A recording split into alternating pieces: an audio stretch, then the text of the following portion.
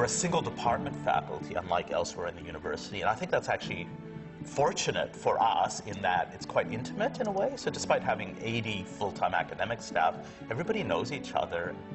But it is kind of weird, I think, having been here about 29 years, seeing oneself as probably the person that's been here fourth longest of anyone in the faculty.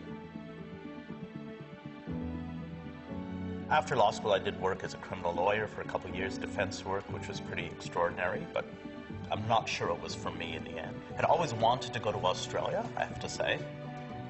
When I arrived, I was really struck by how beautiful the campus is, how central it is. During the late 90s, our dean at the time really worked hard on creating a building that would house all law school staff, so you'd bring a sense of community. Regardless of what building I've been working from, the real joy, I suppose, of this job has been the student body and colleagues with whom we share similar values. All of us engaged in an enterprise that is really a pleasurable one, and that is teaching a fantastic student body.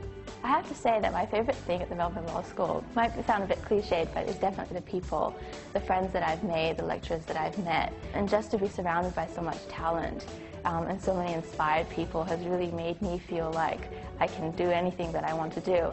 I think the fact of having graduates come to the law school is extremely important to the success of the program and one of the beauties of it. You're in a class with people with many different experiences at a university level, let alone careers. There's a lot of interaction where people are teaching each other with guidance from the facilitator in the class, the teacher at the front of the class. So that's fantastic. We really want students to have their own views, but then they also have to see how the courts treat these legal issues. Studying law at the Melbourne Law School has really helped me to think more critically and more logically about everything in terms of asking why things are the way they are. One of the other things we pride ourselves on is face-to-face teaching. We do not tape our classes because we want students in class. Why do we want them in class? Because we want them to be with each other and the teacher. And we want them to go to coffee and say, God, I didn't understand what Malkin was talking about. What was he talking about? And they can work it out themselves. I'm Professor Ian Malkin. I'm one of the JD directors at Melbourne Law School.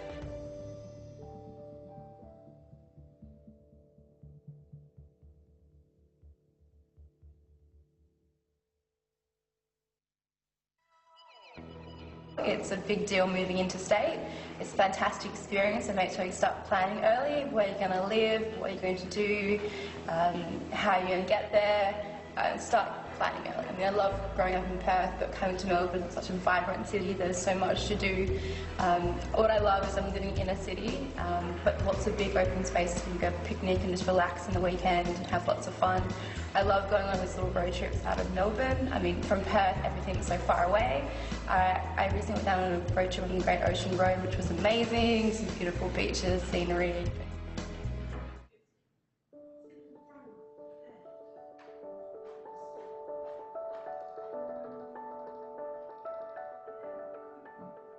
Hi, my name's Henry Bantic. I'm a second year JD student here at Melbourne Law School. Completed a Bachelor of Arts in 2014 and did the law breadth subjects Principles of Business Law and Owning Ideas. I came into Bachelor of Arts certainly more interested in sort of languages, linguistics or potentially journalism kind of career. Doing the law breadth subjects was really helpful to me because it sort of showed me another way that I could go in terms of career, or even better, how I could combine those interests with a higher degree and take a completely new direction. The most rewarding thing for me was actually the fact of being able to wrestle with law practically, because if you come as an outsider, especially as an undergraduate student, law seems like this sort of mysterious and alien thing. Sort of have that opportunity to really engage with it at a practical level is extremely rewarding. I always found the teachers to be extremely high caliber. Like, it was fantastic. It was really exciting to be exposed to those sorts of teachers, even at a relatively young age. I think also that the students were really great because the ideas that were coming out of those classrooms were really high powered. Sort of like forced me to work at quite a high level as well. Why I really value studying the JD is that it adds this sort of extra layer on top of my undergraduate studies. Certainly it makes me, I think, a lot more competitive, but it also sort of makes me a much richer person, I think, and a much more employable person, certainly, but a much more interesting one as well.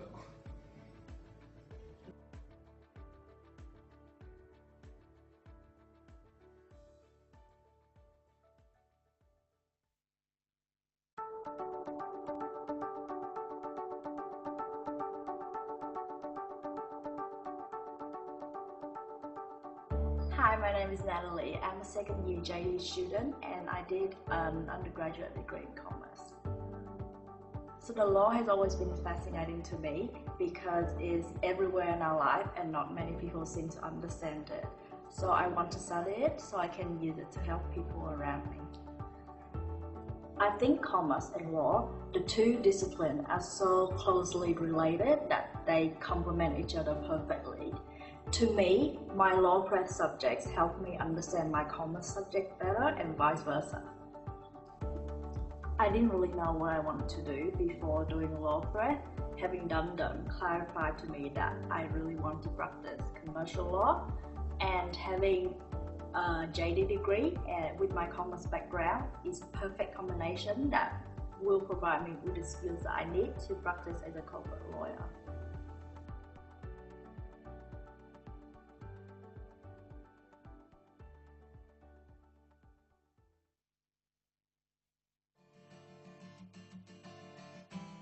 Carlton has always been home for me. I've grown up here. This pub, the Clyde, was my first ever home. This is my parents' pub. They've had it since the mid-80s, and I lived here for the first few years of my life. It's always been a big part of my life. I work here now, and I've worked here for the past 6 years. We run it as a bit of a family business, so it's a pub at the heart of Carlton, and yeah, Carlton's always been my turf. It's my home.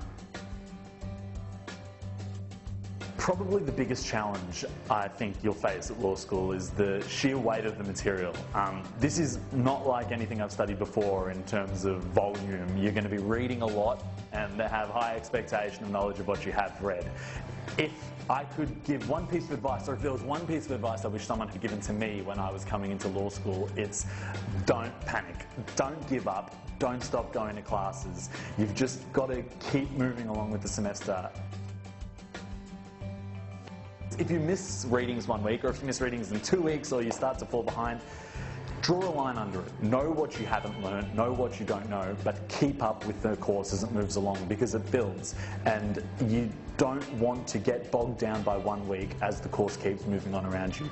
So just don't panic, keep going to classes, and come back to things you've missed later. Don't stress.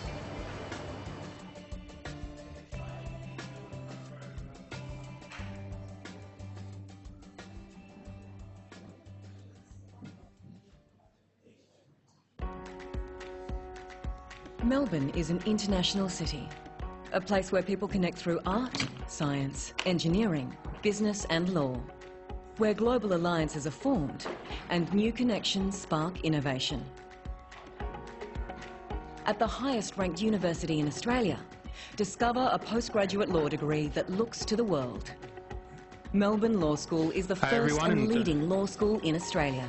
1, 2, 2. Our world-class qualifications equip you with the skills and knowledge needed to create an impact on the world. We see our graduates working in law firms large and small, as judges associates, in public policy and diplomacy, 1, 2, 2. in major companies and for human rights organisations. Hi everyone, as you come in, if you'd Our like to programs include the Juris Doctor, Master of Laws in 23 disciplines, and a range of research programs. Studying at Melbourne Law School means I'm taught by really intelligent and engaged teachers, but I'm also working alongside students who are motivated and like to challenge and support each other. We offer career support for our students throughout their studies. Drawn from our influential community, we have more than 700 mentors willing to support and guide them.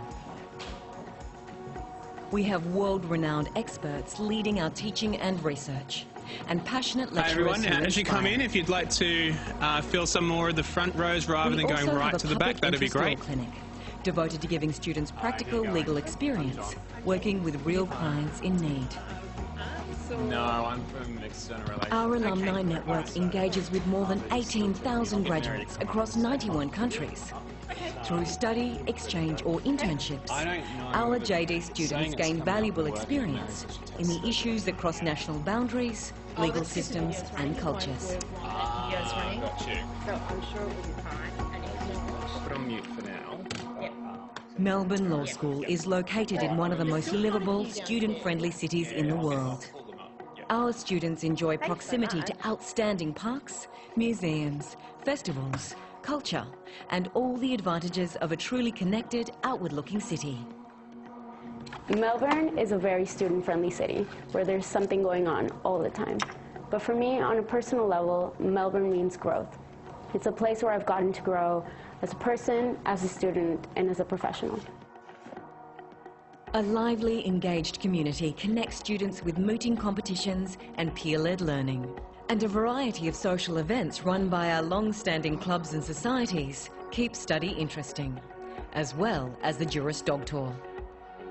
One of the things that struck me the most about the Melbourne JD was the amount of student societies there are. Studying the JD can be stressful sometimes, and having that support there definitely helped me get through my degree. From London to Delhi, our students take subjects worldwide. We offer a number of dual degree partnerships with Ivy League universities, including Oxford and Cambridge and NYU, and exchange programs and internships with leading institutions across 5 continents. I was first drawn to Melbourne because it looked like a pretty amazing place to live. And then when I looked more at the Melbourne JD, I saw that there were all of these amazing opportunities to study anywhere in the world. We sustain a culture of excellence and innovation, measured internationally against the best law schools in the world. Melbourne Law School, for more than just an education.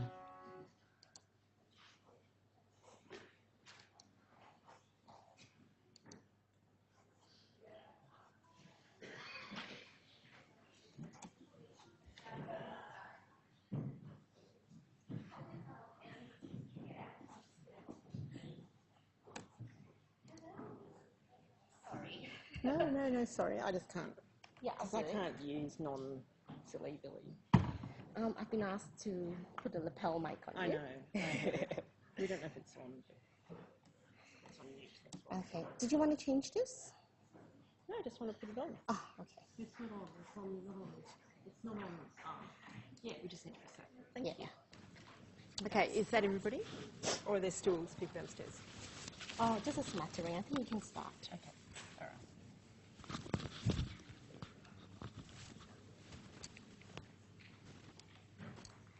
I don't think that one. This is on. The mics. I think you've just. Oh, now it's on. Okay, thank you.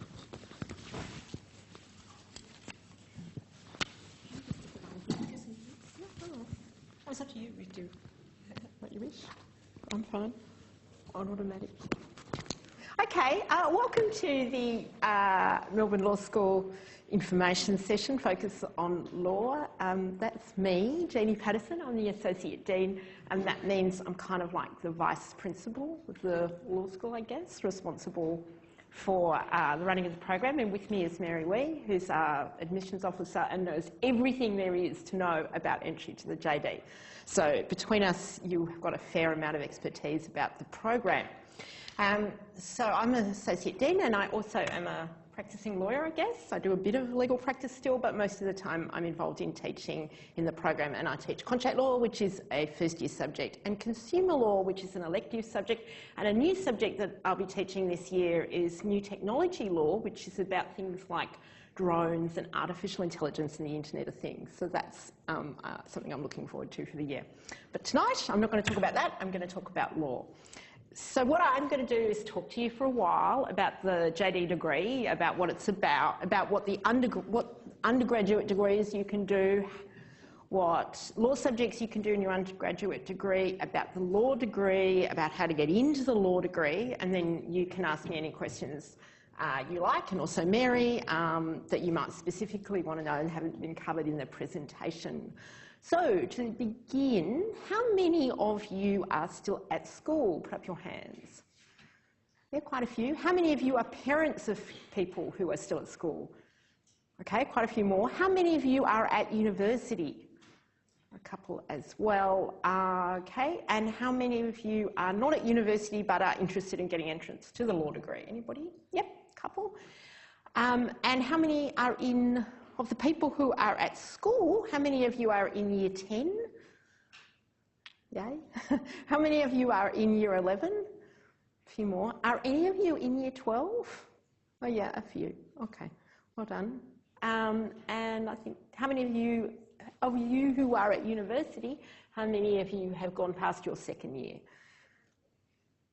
One. Okay, excellent. Or two, perhaps. Not in your first year is how I should have phrased it. I think it was a bit confusing otherwise. Something lawyers are concerned about all the time, how they write and answer questions. Okay, so let's go. First of all, I'm going to start with undergraduate degrees. So those of you who are already doing your undergraduate degree, you'll probably know all of this, and hopefully I won't misrepresent anything. Well, at Melbourne University, to get into the JD degree, first of all, probably most of you know that you do an undergraduate degree first and then a law degree second. So you don't, at most universities in Australia, you do your other degree and your law degree at the same time, where at Melbourne you do your undergraduate degree first and entry into the law degrees on the basis of that undergraduate degree. That is the pattern that's followed in in the US and some European countries, but in Australia it's only Western Australia and us who exclusively use that model. What undergraduate degree can you do if you want to study law? Well, the beautiful answer is you can do any undergraduate degree you like, because there's no strict prerequisites for law, unlike medical degrees. Or architecture degrees, there's no strict prerequisites. You can do anything you like, and anything that you do will bring value to the law, because the law builds upon your prior knowledge and allows you to specialise and grow from what you've done previously. So there's a list of the entry requirements for bachelor degrees at the University of Melbourne. Those of you who are already in the university, there you go, ATARs. That's like a bad dream from your past, having to worry about those. It's nice to be free of them. For those of you who are still at school, you know all about these. There's the relevant ATARs for the degrees. All of those can give you entry into the law degree, and all of those have things in them that are relevant to the study of law. And if you want to ask me about pathways later on, just say your love is fine arts, or your love is music, or your love is biomedicine or architecture, and you're interested in what that law might do for you if you want to study one of those things, you can ask me at the end, because we have students from all of those faculties who are here now studying law and using those undergraduate degrees to give them a real expertise in their chosen area of legal practice. We also have people who've decided actually that they want to change direction and are doing that as well. So if you've got questions, you can ask me later on. Not so good on the prereqs for all those degrees, but I can certainly tell you the pathway into law. Can you study law subjects while you're doing an undergraduate degree here? Yes, you can. How many of you are doing legal studies at the moment, or planning on doing legal studies? A couple of you. Okay, so legal studies gives you an idea, maybe, about whether you're interested in law and whether you might enjoy studying law at university. But if you haven't done legal studies, or if you have done legal studies and really loved law and can't wait to do more law, then one option for you that is useful and interesting is to do some breadth subjects in law as part of your first degree at Melbourne University. So breadth subject is at Melbourne, as those of you here know, you need to do some breadth subjects, which are subjects outside your faculty, your main faculty of study, and they can be taken as individual subjects, or you can do a whole stream in a particular area. Now, Melbourne Law School teaches out into the undergraduate degree, and I'm doing this because Melbourne Law School is here, and most of the undergraduate subjects are taught across the road at Grattan Street. So we sort of had this notional, this is the law school, this is the top of the university, and then there's some other places in the university where you can study lots of things that are very interesting and relevant. Okay, so the types of breadth subjects you can do, there's a number of different streams. You can do sort of business law subjects, you can do sort of social, cultural, historical law subjects, and then you can do free speech, social media and privacy subjects. And then if you're interested, you can choose, you can do a one-off subject or you can choose to do some specialisations within that area. The advantage of that is that those subjects might be relevant to the area that you choose to go and work in. You might want to go and work, for example, in a museum, study fine arts, go and work in a museum, but you might say, well, it would be really interesting for me not to do a law degree, but to at least do some intellectual property law, or maybe some history of law to get an understanding of the way that interacts with the art scene. So you might want to go and do that. And equally, if you want to be work in the commerce area, in the commercial area, if you want to work in finance or accounting, you might say, well, it's useful for me to do some business law. So you might just do some breadth subjects just because they're relevant to the career you want to pursue, or you might do some breadth subjects because you're thinking that you might want to do law and you want to know more about that legal field of study. So here's some of the subjects that you can do as breadth subjects in your undergraduate degree. You can also see those on our webpage. So there's our business law subjects, range of them there. Law in social, cultural, historical context. You can see the types of subjects offered there. Public trials is sort of a historical look at criminal trials. Human rights and global justice is a look at human rights law internationally and so on. Food law and policy is a new subject that we're offering this year that looks at the legal regulation of food and the food industry. So free-range eggs, for example. Free speech subjects, free speech and media, privacy, and an intellectual property subject, owning ideas. So lots of offerings.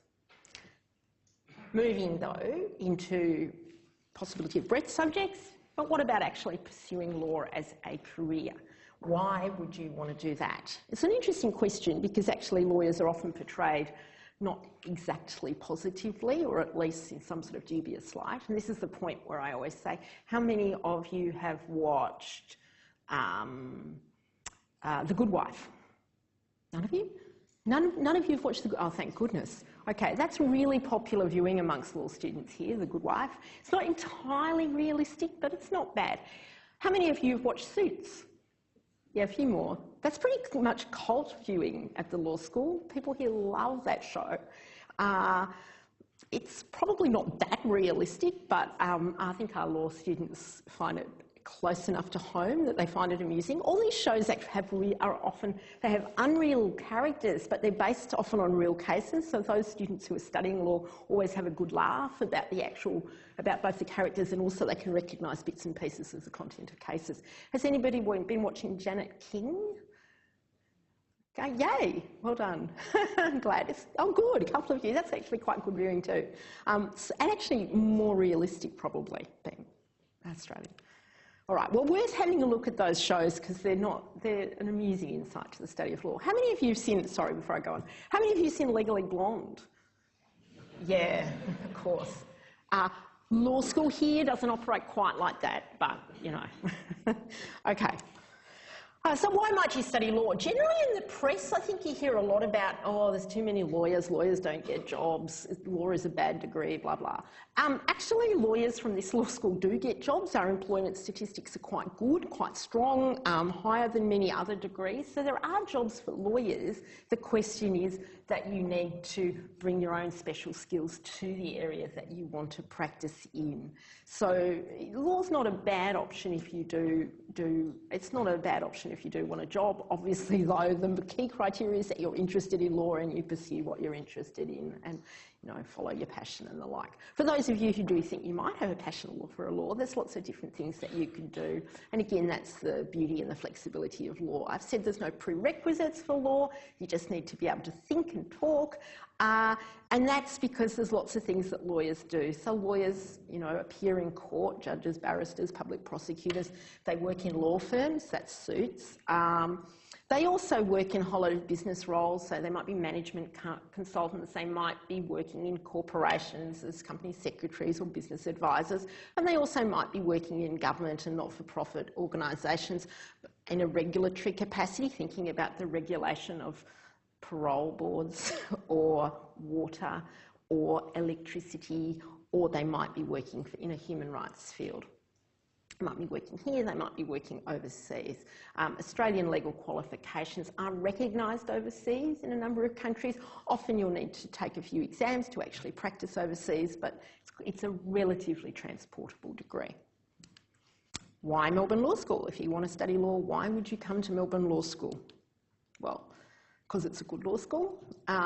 Generally, we're quite highly ranked, both in Australia and internationally. You can see there this year in the World University Rankings, we were first in Australia and number 11 in the world, and numbers 1 to 10 were American and English universities, so we think we're doing okay.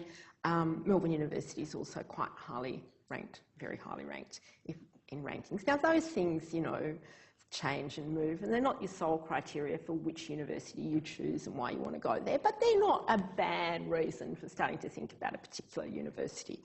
Of course, the content of what you're going to study and the teachers and the students and the opportunities offered to you are also important.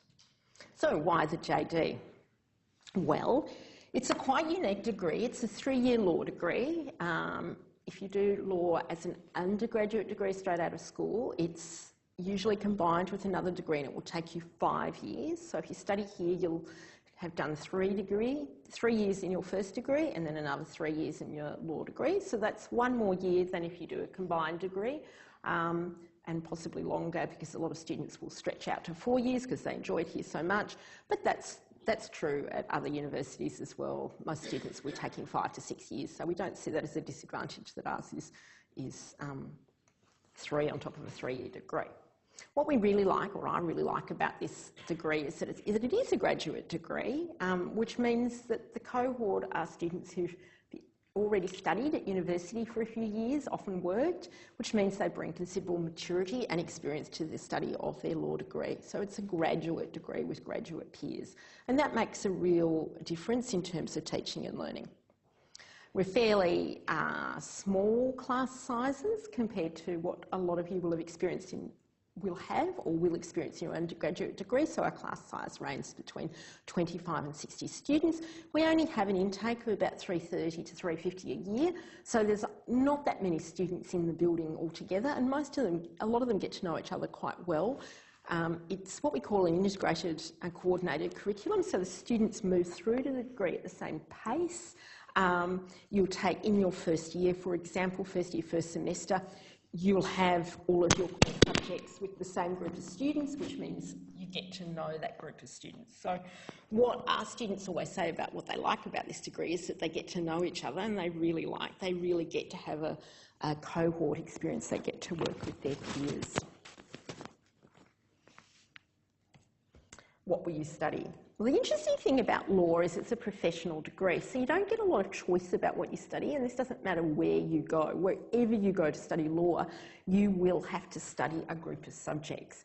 Now, they're called the Priestley 11 because there's 11 clumps of knowledge that you have to cover in order to call yourself a lawyer. And you actually can't call yourself a lawyer unless you do an admission to practice degree.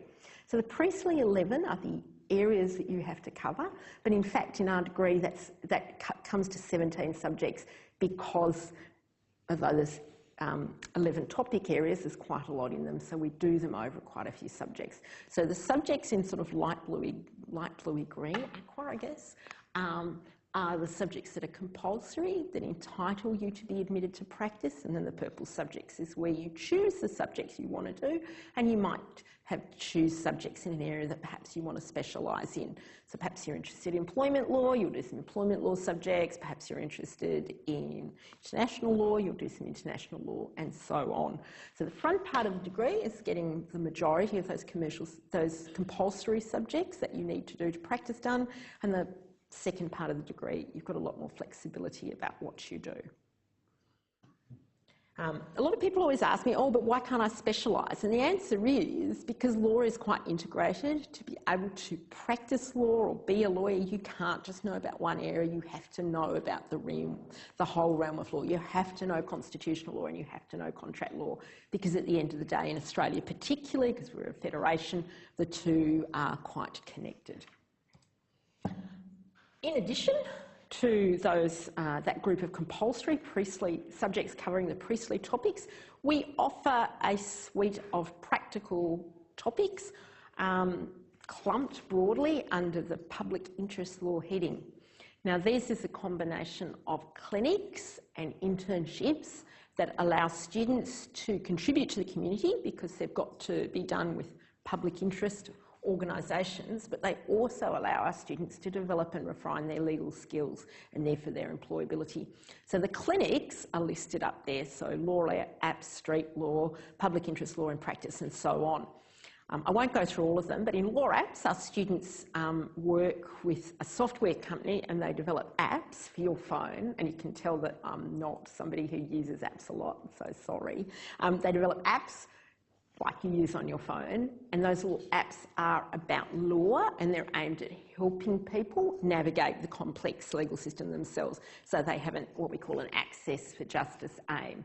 So, for example, one app that some of our students developed was about environmental law, and it helped people who wanted to protest against development on environmental grounds navigate environmental law. Another app was to help people navigate bankruptcy and the bankruptcy law. So they're aimed at essentially helping people who are not lawyers work their way through a complex area of law through this digital facility.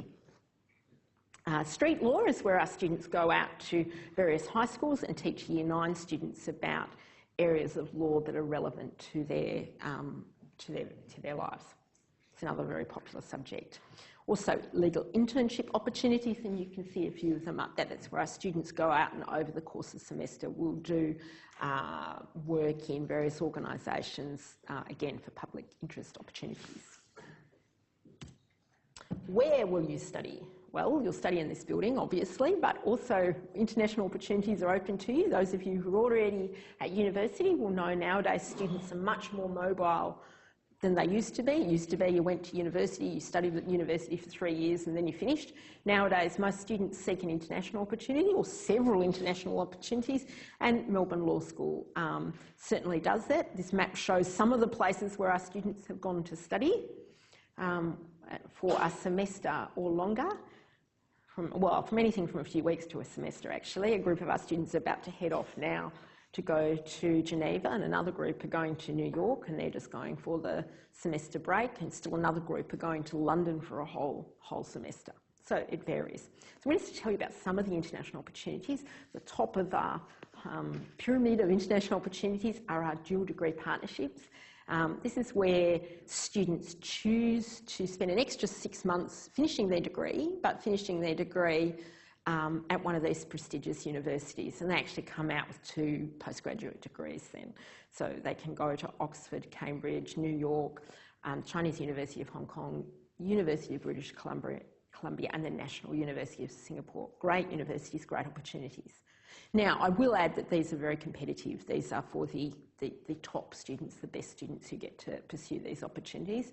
They obviously enjoy them, but they are quite competitive places. But there's also another wealth of opportunities to study overseas. So we've got a number of subjects that are taught overseas. So I was just mentioning the students that are heading off to New York. They're going to do global lawyer, where they go and look at international institutions. They go to the UN, they go to the World Bank, and institutions in international law. That's the students going to Geneva. They might go to the World Health Organization or the labour law organisation. So many opportunities for students just to go and do a subject overseas, law and legal practice in Asia, similarly. Centre for Transnational Legal Studies, that's where students go and join with other students from around the globe in London to study law that is relevant across borders, and they do that for a semester. Plus there's a wealth of exchange opportunities with universities in the United States, Europe, Israel, South Africa, where students go to another university to study law subjects.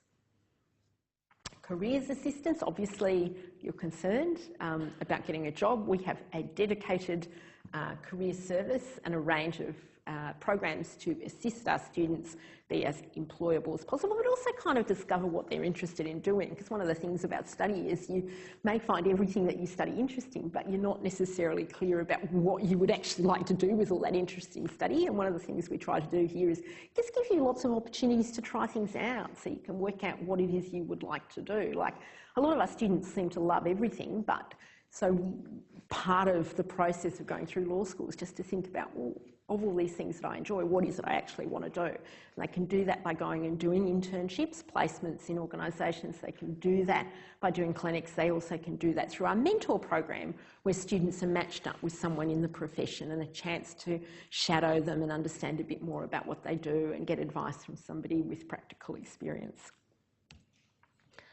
In addition, the Career Service offers a whole lot of services, so help with resumes, help with just advice, opportunities to meet employers, opportunities to attend presentations for various employers. Now, how do you apply?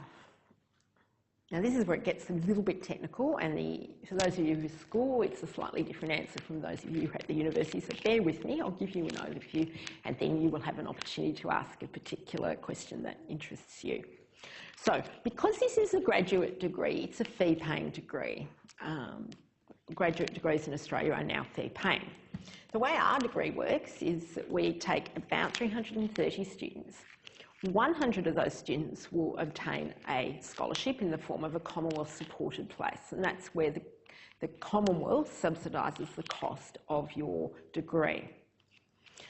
At least 100 students who don't get Commonwealth-supported places get a bursary, which helps them with the gap between the fees and the assistance for paying fees provided by the government. That's the bursary. The fees for students who don't get the top scholarships are not payable up front. The fees are payable through fee help, which is essentially a government loan at low interest, which you pay back when you start working and your salary reaches a particular point. And then there's a number of other scholarships that are given by the university to various students as they pass through the degree. So that's the basic framework of the degree. The pathways into the degree, generally, are based on your tertiary results, not your ATAR. So it's a different model than perhaps you're used to. We look at your tertiary results, and we also look at a thing called an LSAT score. So those of you who are at university, this is the bit you need to focus on. We look at the tertiary result, your GWA, but you also need to sit the LSAT. The LSAT is a law aptitude test. It's not dissimilar to the UMAT, which is the medical aptitude test. You don't have to study for it, and it doesn't involve any maths, and it doesn't involve any of those funny patterns. So people have done those tests where they've got those funny number patterns and you have to work out what the missing number is. Yeah, you have, because you're just not going to admit it. It hasn't got those. It's a language-based test. It's an aptitude for law test, so it looks at your ability to use, analyse, understand language. So the two of those together are what we use to determine who gets into the degree. And the reason we lose the two together is your tertiary results indicate an ability to study at a university, and your LSAT score is an indication of your potential for studying law. For some students, their tertiary results are affected by factors beyond their control. They may have experienced poverty, they may have experienced living in a remote area, they may have experienced ill health, and they may have experienced other disruptive factors. For those students, we have a program called Graduate Access Melbourne. In the case of students who've had those unforeseen, uncontrollable, unfortunate events that affected their study, we look at their tertiary results, we look at their LSAT score, but we also look at the factor that may have affected their study. And entry is determined on the basis of those three factors rather than two. What marks do you need to get into the JD? An average mark in your tertiary studies of 70% or equivalent, you'll be competitive, provided you do well on the LSAT. Now, for those of you who are still at school, 70% here at this university is an H2B, which is about a B average. Okay, so that's not unmanageable. For those of you who are here, you know what that means. If you have an average below 70%, you still but you have a serious reason for why that average isn't as high as it might have been, you should be applying Undergraduate Access Melbourne. If your average is below 70% and you don't have a Graduate Access Melbourne factor, but you have an extraordinarily high LSAT, then you should still be applying for the degree. So you can see we balance the 2 or the 3 factors relevant to you getting in. For those of you who are still at school, this probably doesn't mean as much to you as those at university, but what it means, I think, translates to in this, if you do well, but not well enough to get in straight into law at another institution, you should still think about coming to Melbourne and studying hard and seeing if you get into law as a graduate student. Sometimes students perform better at university than they do at school. The ATAR is just a one-off number. I know your teachers tell you this all the time, but it really is true. It is a one-off number. Some of you will do extremely well. Some of you won't do as well as you want, but still be very, very talented and capable students. So this is an alternative pathway for you in. If you do extraordinarily well in your ATAR and get 99, then you have a guaranteed fee-paying place at Melbourne Law School, and if you get 99.9 or above, you will have a guaranteed scholarship place at Melbourne Law School. In the case of the students who get 99, you also have to maintain a particular average, but you don't have to sit the LSAT in order to get in. You have to do undergrad here.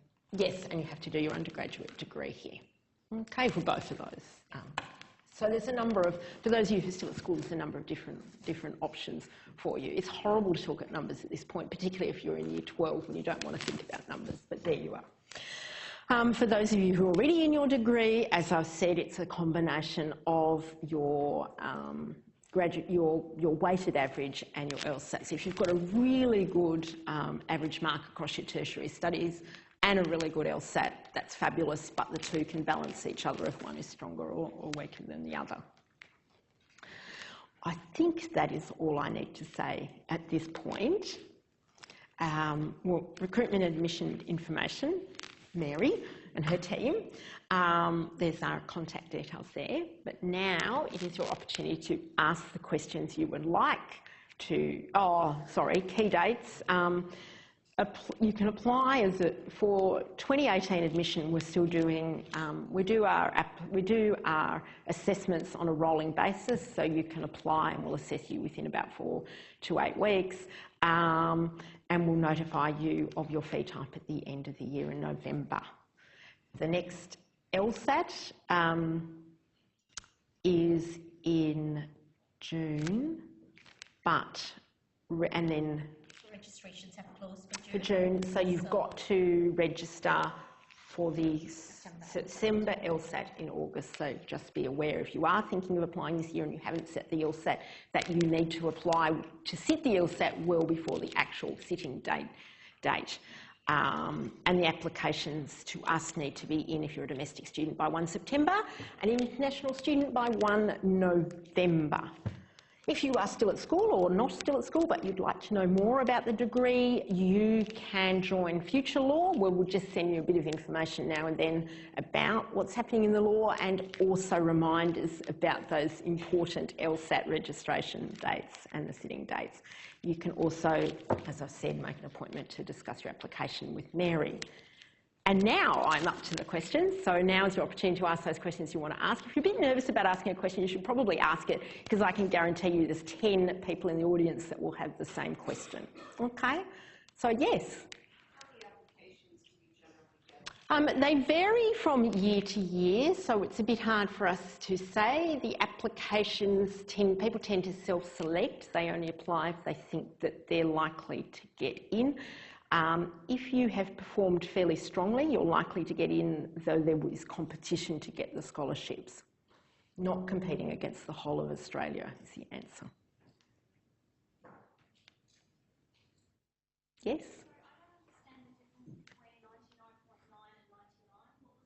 Oh, if that's your ATAR result, if you get 99, you will have a guaranteed place here at the law school, if you do your undergraduate degree at Melbourne, if you maintain an average of 75 in your undergraduate degree, but you don't have to sit the LSAT, so you have a place. If you get 99.9, you get a scholarship as well, and there's no requirement on what average you have to maintain across your degree.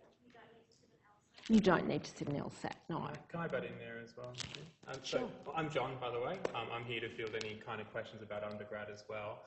So the 99.9 or above is actually part of the Melbourne Chancellor's Scholarship as well. So if you do get the 99.9 and you do get that guaranteed into the Juris Doctor for Commonwealth supported place at that graduate level, you also get a scholarship of $5,000 a year at the undergrad level, and you get a Commonwealth supported place, all paid for by the university at the undergrad level as well. Okay, so that's the Melbourne Chancellor's Scholarship. So if you have a look in the prospectuses that you all got if you were at school, and there's a whole page on that as well. Thanks. And of course there's also the 99 for the fee place, which isn't part of the Melbourne Chancellor Scholarship, but it is a guarantee as well, as we pointed out. Yes. Yep. That's the Conley Dow Scholar Program is for students who are still at school, and that's for talented students who are selected by their school and by the university to come here and participate in various activities. So there are certain guarantees for undergrad with the Conley Dow Young Scholars Program, but it's not the Chancellor's Scholarship, no. So it doesn't guarantee you access into a graduate degree. We do get Conley Dow Young Scholars going into the Chancellor's Scholarship who get the 99.9 or above. That happens, but that's separate to the Conley Dow Young Scholars Program. Yeah. I have a question on this side. Oh, okay, we'll come back to you. Yeah.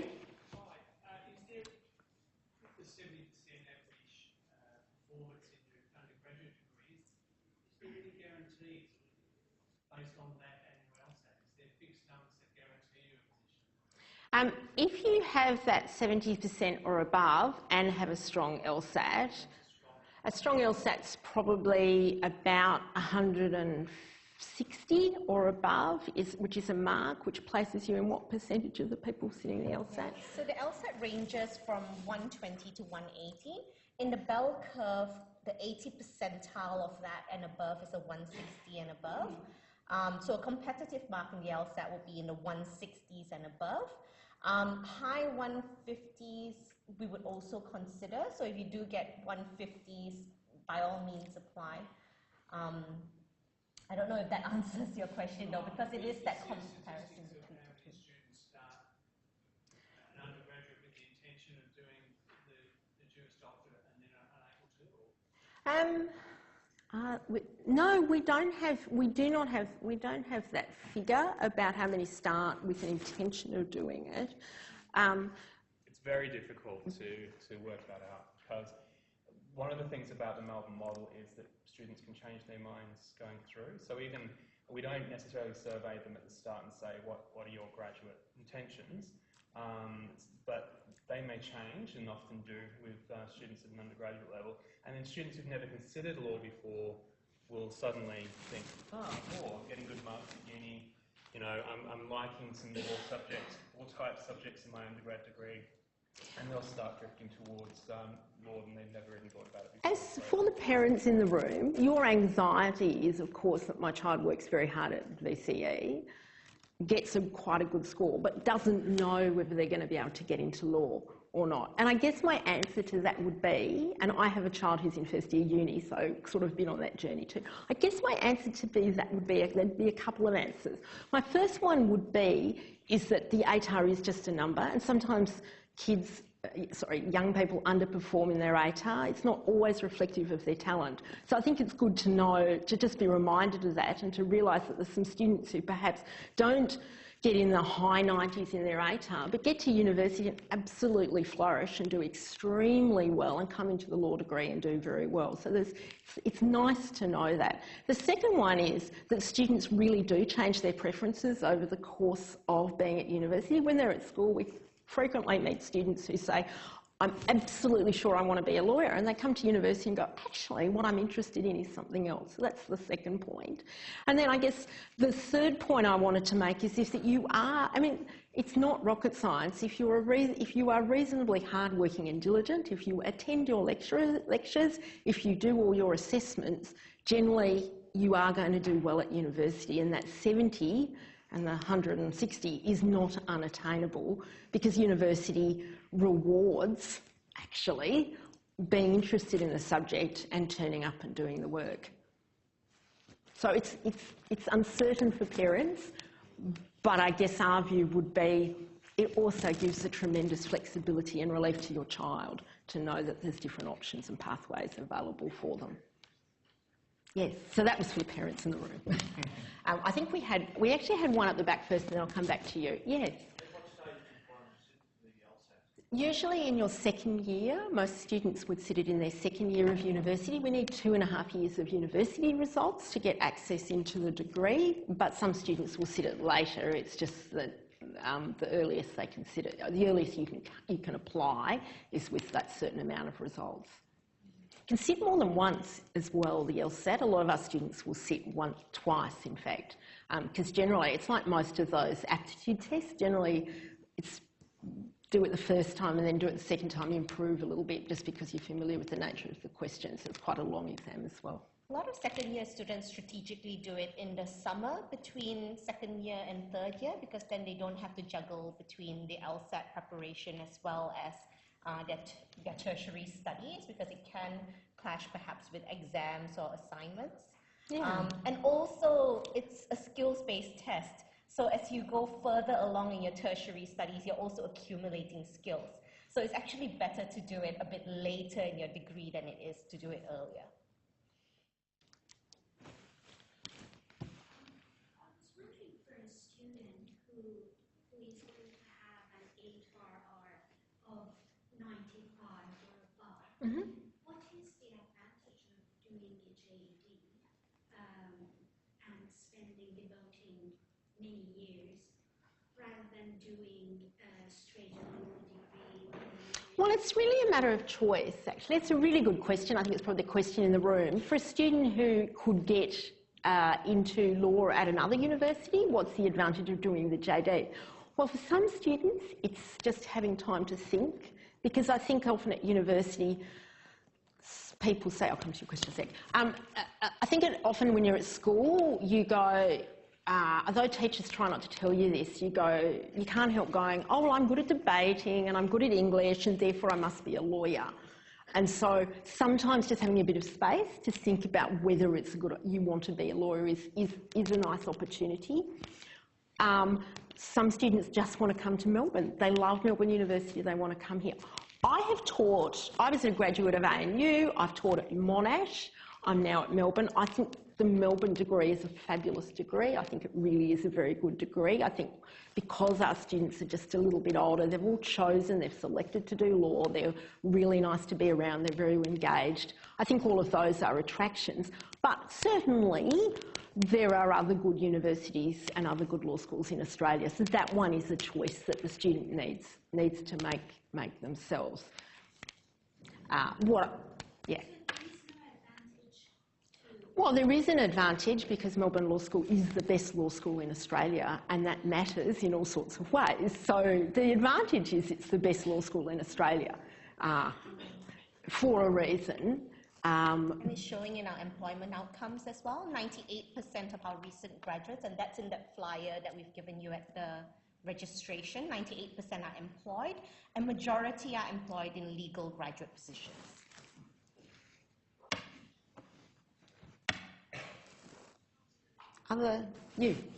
Sorry. My question is about the weighted average mark. Yep. If you've completed your undergrad and you've gone on to do postgraduate study, how is the weighted, where's the weighting?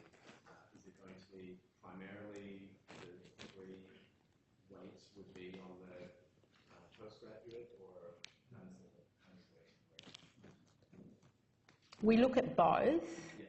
And we will look at them both individually because we recognise that postgraduate study requires more advanced academic skills.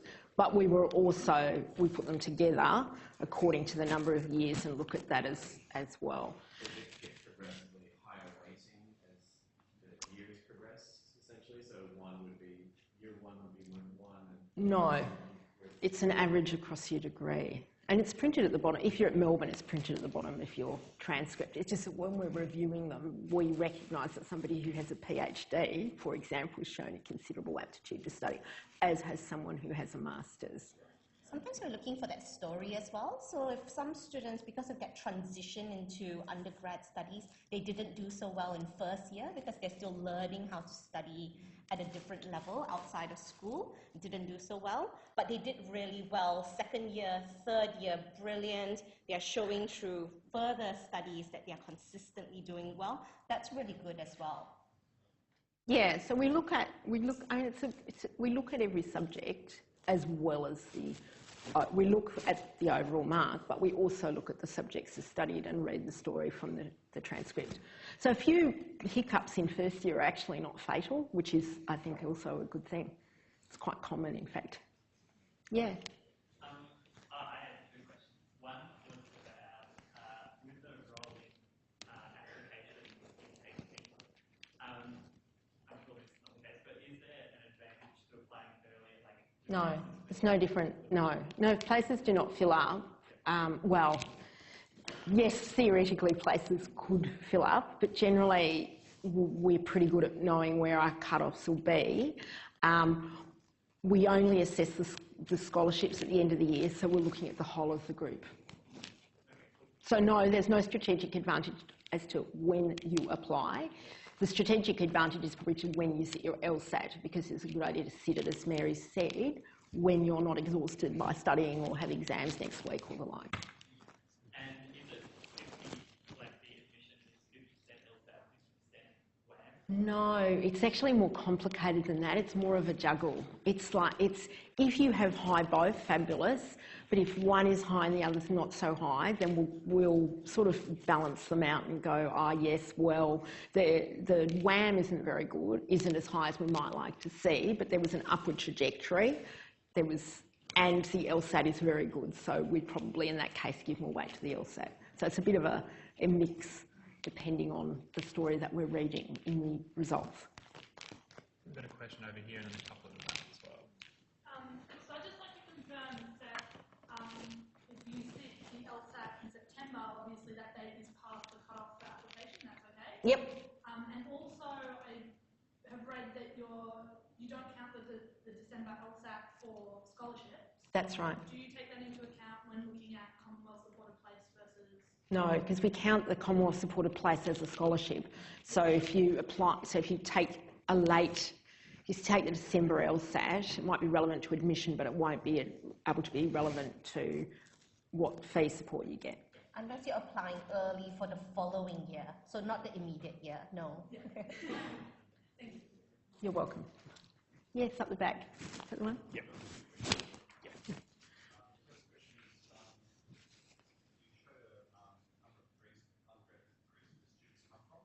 Yeah.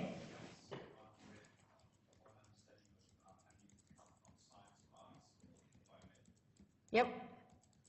So do we have numbers about what percentage? Yeah, well, we have sort of broad ones because it's actually varying. So most of our students at the moment are coming from arts, and the next biggest group would be commerce, and that's the same at Monash. They're they're two biggest degrees. So the most common intake, we have quite a noticeable cohort of music students. And those of you who've heard me talk before, I'm fascinated by the number of music students we have in the degree. Any music students here? Okay, well that counts. Music students surprisingly seem to flourish in the degree, and my particular untested theory is because of that stuff about the connected brain that comes from playing music, and they're used to practicing hard. So we have quite a number of music students in the degree. We have a couple of biomed students. We'd like to see more science students actually, because employers are telling us they really value the sort of science-law combination, because it seems to encourage a really rigorous way of thinking. So 10% of our cohort at the moment. Yes. Yep. A couple of agriculture students. So Yeah, it's a particular group you're interested in. The breakdown between commerce and arts, it's more arts than commerce. We did a survey last year among our arts students, and it's more because they see law as the next pathway on from their arts degree. So it's a natural thinking that they're going through, and they could be doing politics, for example, or they could be doing something that's kind of relevant, that they see the need for law and they come in. But in terms of what we need and what the Commerce industry students should needs, be, would commerce students be a third, or they wouldn't be that many? 20% maybe? they're growing. Yeah, yeah. Yeah, they used to be about 20%, but now they're growing. Yeah. They're more like a third. Yeah. I mean, the main thing that I always tell when I'm out talking to students who are looking at coming into our undergrad degrees, you really need to go with your passions, because that's where your marks are going to climb. We need people in the law degree that come from all different backgrounds, and so that kind of rich diversity goes really well for us. But for you, if you're passionate about music or you're passionate about science, the rule of thumb is it's not going to be a chore, and you're going to enjoy it, and it's going to be easier to get the work done. So go with your passions, go with what you're good at. Don't try and second guess the system as to is law, is this more compatible with law, or is that more compatible with law, I think. Would you agree? Yeah, no, I'd absolutely agree. And I think the great example is my husband did classics here, so he did Latin and ancient Greek. And he's now a finance lawyer. And I, in my undergraduate degree, did economics, and I'm an academic, so, and my research assistant did computer science. So almost any undergraduate degree, you can find something in it that you can bring to the law and can assist you in your later degree. And the great thing about the classroom is that we have this mix of students sitting in it who are all sort of talking about, can bring different understandings. So, the computer science student is constantly going, well, that's not very rigorous, is it? You're going A, B, C, D, where you can just go A, D. And the art student's going, yes, but have you thought about the philosophical implications of what you're saying? And that's quite fun to teach. I assume it's fun to be in the classroom.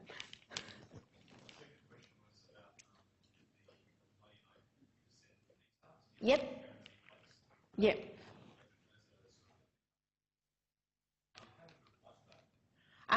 You don't have to apply. You have to come to Melbourne. And you have it, yeah. Well, but so the 99 you don't have to apply. Yep. So with the 99.9, there is actually a separate VTAC code. So you apply through VTAC for the Melbourne Chancellor's Scholarship through VTAC.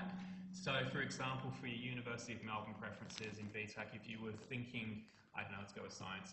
You're thinking science, okay, and you're thinking, okay, I might, my dream course, I might, always go for dream course number 1, and then everything else preference in that order.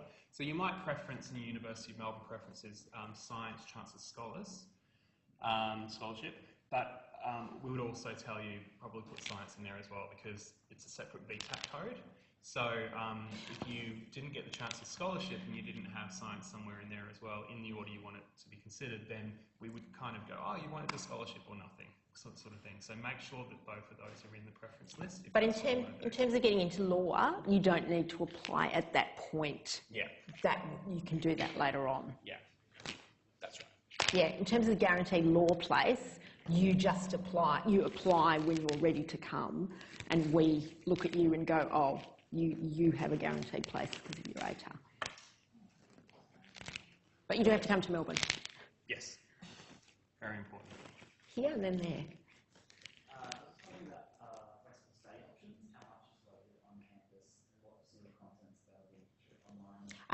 In our law degree, it's all on campus. You have to be here because, sorry, we don't have tutorials and we don't have lectures. We have seminars and they're talking based, and that's part of your training. So it's here. It's here and it's in the classroom. And that's, in fact, in some ways, students go, oh, how annoying, I've got to go to class. not that you're saying that, but some students hypothetically might say that. But yet that's part of the strength of the degree, that the students are present in the classroom. Law is a degree about language and persuasion, and what we're doing in our classes is learning and practicing that skill. So people turn up, and our students do turn up. We have about 80%, I'd say, attendance rate in our lectures, and generally students prepare before they come. So, and that's one of the things that makes it a bit different from most undergraduate degrees. Obviously, if you get sick or, you know, we facilitate that. But there's no tutorials, it's seminars. Your question? Yep. No, you don't have to do your undergraduate here. You do for the special entry schemes that we've talked about, but no, we have students from a range of different universities and different states. So no, you don't have to do your undergraduate degree here.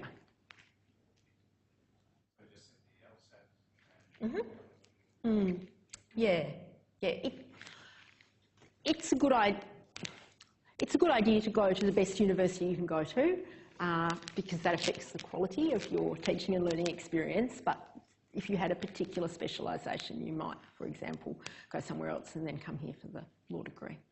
Sorry, John is now going to tell me I should never have said that. No, you should. That's absolutely what you should be doing. You should be going with your passions, and so you follow that in your first part, and then that's fine. We haven't done a presentation for a while. Just checking. We would love to have you here regardless, but you know, we understand that students have different pathways set out for themselves. So you know, go with what you're passionate about, and if that's Melbourne, that's great. If it's something else, then we can help you out later. Marine biology at you know, Charles Darwin, for example, or Arctic studies at Tasman Hobart. You might want to go and do that. Fabulous. Yes. Is there any sort of way into the university that you're coming from? Yeah, we will look at the university. We will look at the university that you've come from. Fortunately, in Australia, we've got really good universities, but yes, we do take the university into account. Yes. Well, in a law degree, in your undergraduate degree, it will vary according to what you're studying. So that, do you want me to tell you about undergraduate degree contact hours or just the law ones? Graduate. Okay. So the law degree, our students would have, in first semester, they will do 3 subjects with 4 contact hours. And in second semester, they will do 4 subjects with 4 contact hours. So that doesn't seem like very much. It's 12 and 16 hours a week. Those of you at school are just going, whoa, and those of you in the arts faculty are probably going, yeah, I know that. And those of you in science are going, whoa. There's a lot of reading is the answer. That's why the contact hours apparently seem quite low. There is a lot of reading, and I guess the other thing is that law students tend to be doing a host of extracurricular activities, so they'll usually be volunteering, working. After about second year, a lot of our students are working in law firms or in law jobs, and they will be doing competitions. We have a lot of mooting competitions, witness examination competitions and the like that are taking place. And the students are usually reading a lot and also engaged in those wealth of extracurricular activities. I had a follow-up question about contact hours. Is there a way to perhaps choose units, or do you schedule it so that they're in blocks, so that there are days off to work? We guarantee, most of our students are working. We guarantee that students will have one. We don't guarantee, because that's a really strong, actually, forget I said that word, because that's a really strong legal word, and those of you who study contract law would know that if I use the word guarantee, I'm going to be bound by it legally, and that would be awful. So I'm just taking that word back. We try to provide, so this is what happens when you study law, you start to just think in law terms. I went to see a new building the other day, and all I did is walk around and go, oh my God, that's a tort action waiting to happen. Instead of looking at the architect, I was going, oh! So you just can't have it. So we try to provide you with one day where you won't have any classes. Many students have 2 days. This year there's some students that have 3 days with no classes, but we don't. Yes, even Mary's going, wow. And Mary's been here for a while and seen a lot of things. But so we don't guarantee. We try to provide one day with no classes, but some students have more.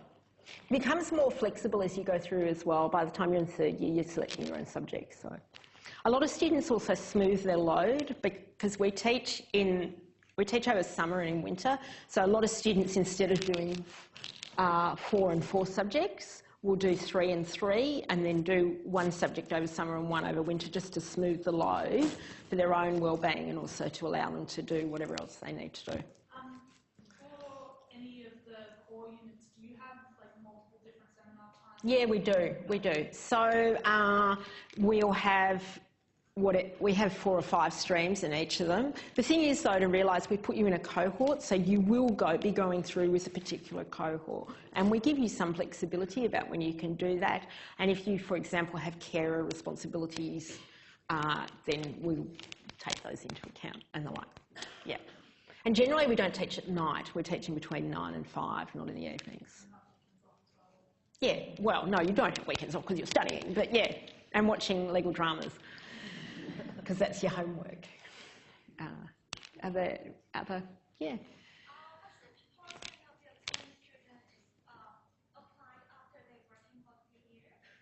We do have students, we have quite a lot of students that have had a couple of years off. I reckon, what proportion are not coming straight out? What the proportion is? There's the age range of our students, most of them are about 21, 22 when they come in, so they're straight out of their first degree, but there is a significant portion that are older than that. Some of them are much older, and quite a lot of them are in their late 20s because they have worked. So, sort of a mix. It's enough to create a network, so they call themselves the Later Law Network Group. And they do social functions, but they also do a lot of networking as well and connection building and so on. Unfortunately, in the university world, once you're over 25, how many of you, oh, no one asked, how many of you are over 25? Us. You used to be called a mature age student when you were over 25, which is pretty awful. So now they're called later law students. It just means they're over 25. So there you go.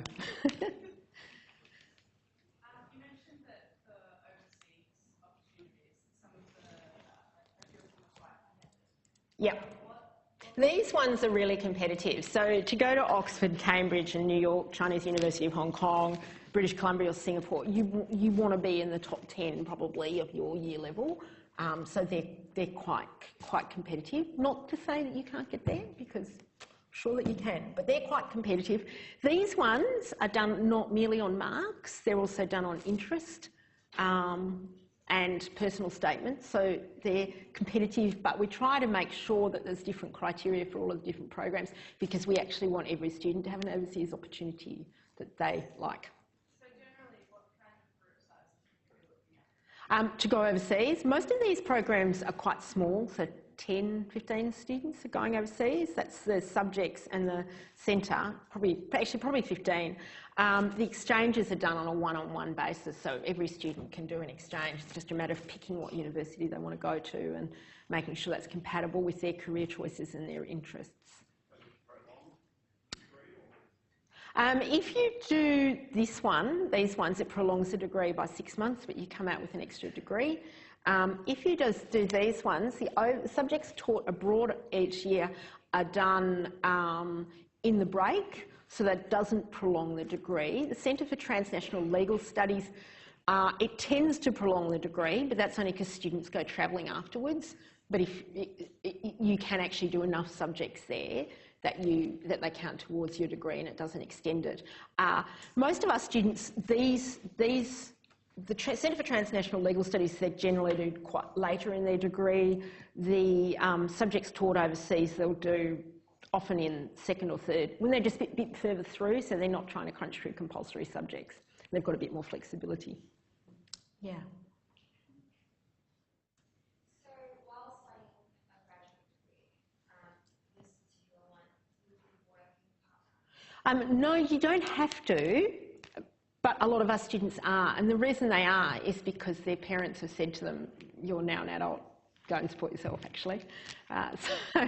So a lot of our students are working, but that's because they've chosen to do that.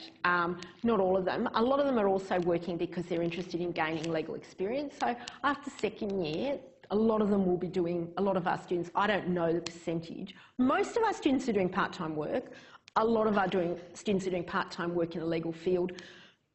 Most of our students are working because they're supporting themselves in some way. They choose to work in the legal field, obviously, because it's good experience for them. Okay. Yep. Mm-hmm. Yes, you would. You can't work full-time and do this degree. You can work part-time. I think we recommend 10 to 20 hours, but not more than that. So if you had your dream job, you'd have to put that job aside. But hopefully, following John's advice, your dream job isn't really your dream job because your dream job is working with a law degree. So, or your employer says to you, go and do the law degree and we'll have you back. Some of our students, they've also negotiated with their work to kind of give them reduced hours so that they can do the JD but still maintain work with them. Yeah, so that's true too. It really depends on your situation at that time. Yeah.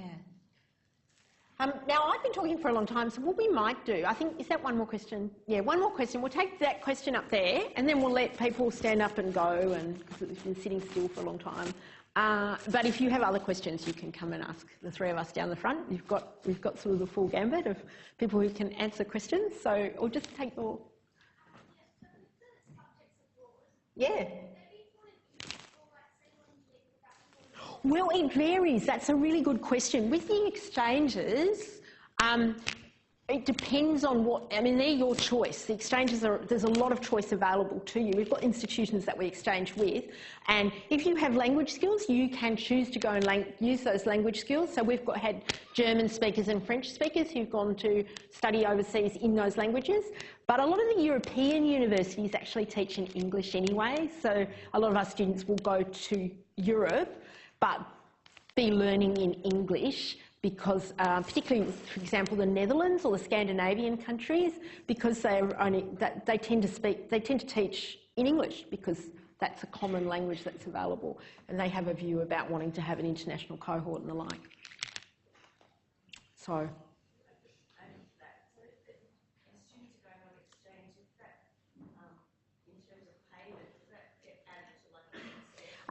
If it's exchange, it's basically counted as part of your degree. So instead of paying us, you pay them.